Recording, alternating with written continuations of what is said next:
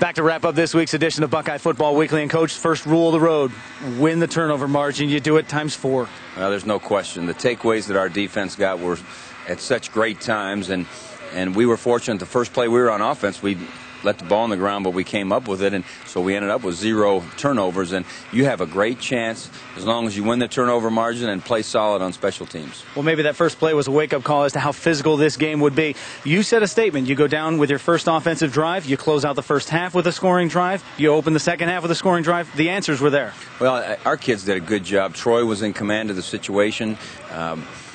Iowa is a team that lines up the way you expect them to line up, and now can you execute, under the tough conditions and so forth. And, a good bit of the time we did. There were times when they got us stopped, but our defense came up with the takeaways. Well, I'll say 19 of 41 passing was Drew Tate, the D, playing some pretty good balls out there. Yeah, they really did. And Iowa's never going to give up. They got physical kids. That big tight end of theirs is something. Their running backs are good. Their defense plays hard. To come away with a win at Kinnick Stadium is special. Yeah, it certainly was for the fans that were able to make the trip. Now they'll go home and see the Buckeyes finish September 5-0. You survive it. Well, we talked about September was a huge challenge, and the schedule we had was something.